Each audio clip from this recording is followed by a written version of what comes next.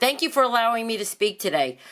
I've yet to hear really good reasons why the East Gate is closed, although there's a lot of reasons why it should be open, and 1,100 plus others put their name on a petition, and they also believed that it should be open. This was dropped on us from out of nowhere in the middle of a crisis. No businesses were contacted, no individuals were contacted, no town organizations were contacted. No one's opinion was solicited. The signs went up one day, and all of us in Bayview thought it was temporary. It was our understanding that the East Gate was going to be closed, but not until the Brig entrance was operable. So this really was dropped on us from out of nowhere. Closing the East Gate blocks visitors from coming to Bayview and is a hardship on an already difficult time.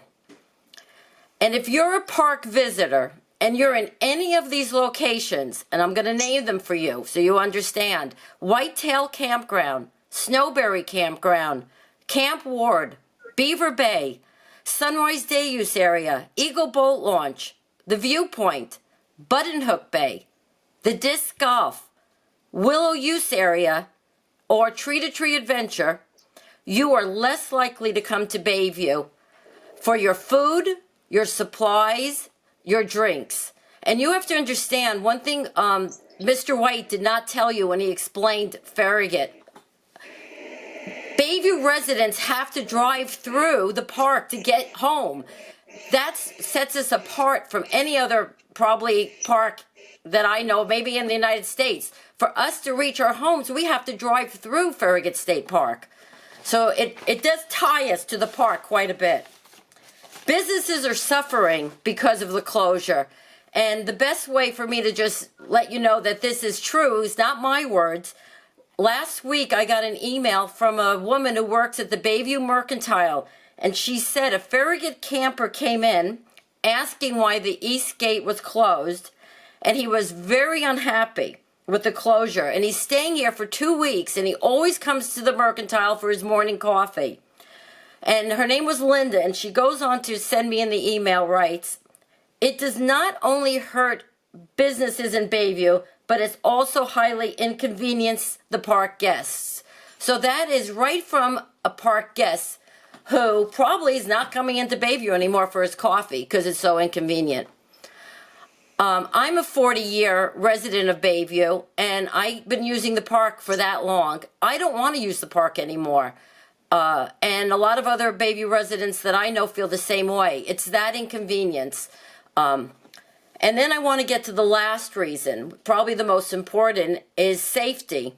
And I did receive an email from Timberlake Fire District Chief Brandon Hermanet.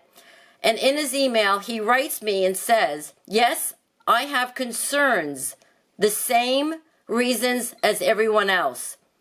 It would not be a good situation if we had a fire on the South Road." That's his quote. Yeah. But it's not only fire, it's also increased traffic putting us on that South Entrance Road. There's cars, trucks, boat trailers, campers, RVs. It looks like an accident waiting to happen. And you're all driving by families on bicycles on a narrow road. In my opinion, traffic should be dispersed, not bottlenecked, to where joggers and bicyclists frequent.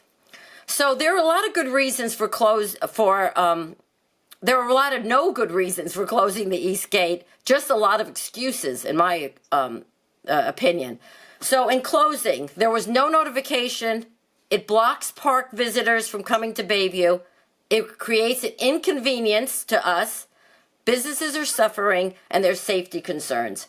And the only thing for David White that I don't understand, if there's all this increased users and all this increased money that you just heard him say, why hasn't he put, and this, we wouldn't be sitting here right now and discussing this if he could just staff a minimum wage person at that gate.